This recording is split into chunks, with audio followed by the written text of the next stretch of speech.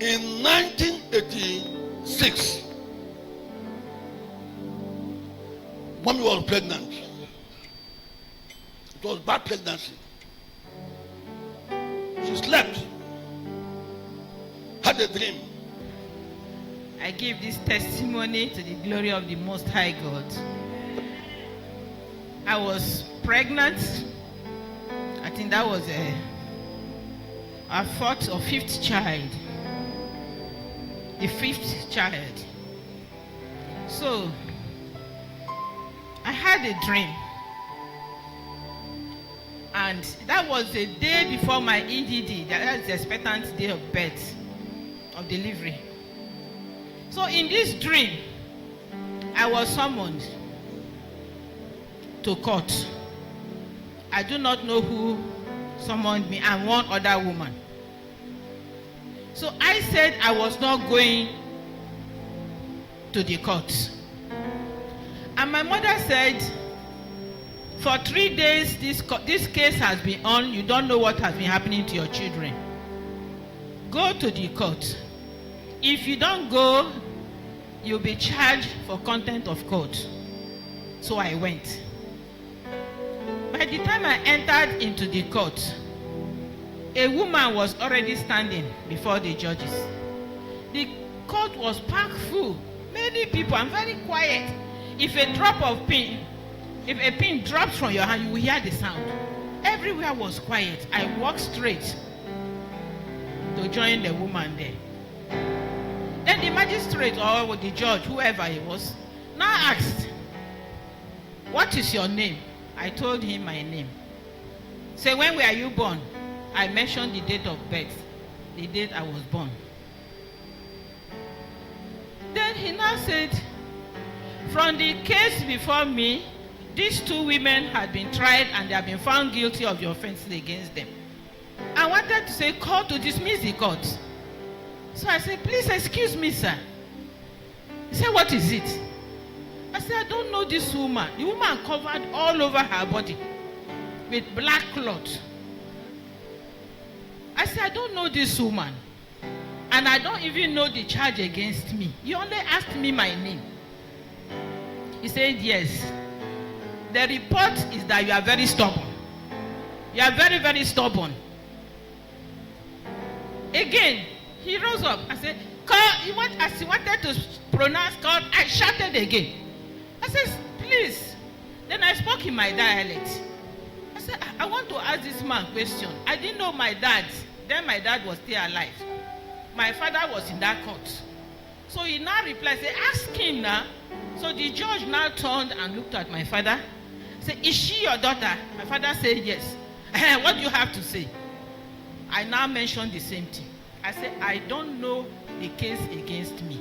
I don't know the charge. I don't even know this woman. And you say I'm guilty." So anyway, I have done what I'm asked to do.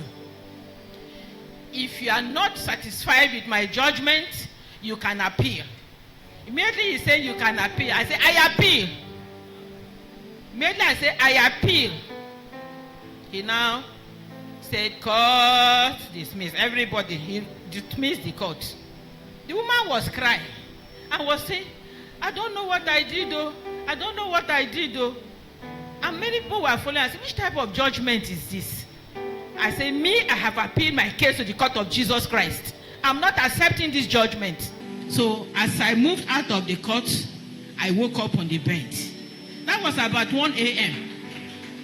So I woke my husband up. I said, "Please," I was sentenced, they passed judgment on me in the dream, but I appealed my case. He quickly got up and said, "Yes, we are appealing this case to the court of Jesus Christ. But that woman will die. She has accepted her judgment." So we started praying. We started praying that night. And that early morning from that 1 a.m. to about 4 a.m.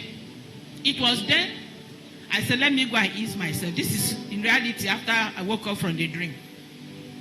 As I went to ease myself, I discovered that I was bleeding. I was full-term pregnant. I was bleeding. So it's okay. Since that day was my antenatal day, I will still go to the hospital and report.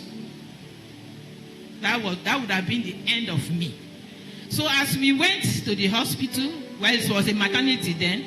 We went to the maternity. There was nothing wrong with me, but the bleeding was still on. So they said they are admitting me. I will not go. My husband should go back. I told him, go. Don't worry, I will come back tomorrow morning. Don't come for me. In the night, around 7:30 p.m., I was just sitting down. The next night I was like, no other, if you open a tap and water will rush with force. I just heard boom, blood started rushing. No control. And that was, the nurses could not, the midwife, nobody rested. Bleeding. To the point that the owner of the hospital, a retired midwife, they had a doctor. Doctor lives in Aba at that time. She said, since her years of service, she had never seen a case like this. And now they wanted to get the driver. They said their vehicle is bad, and the driver has closed work to go to Aba at the time. No problem. By the grace of God, around 10 p.m., death, I was between death and life. And I remember that I have appealed my case. All what I was saying, and this time no labor sign, apart from the bleeding. Instead of the baby to come down, baby was going to my heart. Yes. Baby was not going down, was coming up. And my chest was as if it's busting. And by the grace of God, I keep saying, I have appealed my case to the court of Jesus Christ. I have appealed my case to the court of Jesus Christ. Whatever it is, God, I know you deliver me. The long and short of it, God miraculously delivered me of that baby.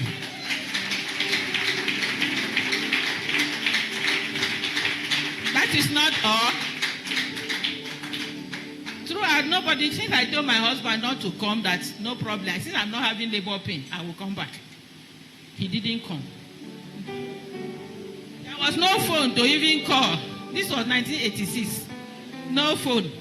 So I was there, the small money in my purse. I went and bought beans and rice from Mama Put to eat that morning. So one of our brothers came. He was the vice principal of a school at Obibo, their community secondary school also. He visited and said that my husband couldn't come home. My husband told them last night that I am in this hospital here in Obibo there. That they slept in our house last night. I said, what happened? He said, your father's wife, that is my stepfather's wife, that is his own father's wife. She was the one who stood in as his mother during our marriage. That woman died. Yes. And that my husband couldn't come because then if somebody dies, they bury the next day. That he has gone to buy coffin for the woman. What? I started crying. So the midwife, she knew me. She knew the family. He said, why are you crying? I now mentioned the name of the woman. I said that she died last night. Exactly that 7:30 that I had that problem in the hospital, that was when she died. And the woman said, you are crying for somebody who died. You too should have died last night. So the appealing of my case to Jesus, God of Jesus Christ spared my life. Praise the Lord.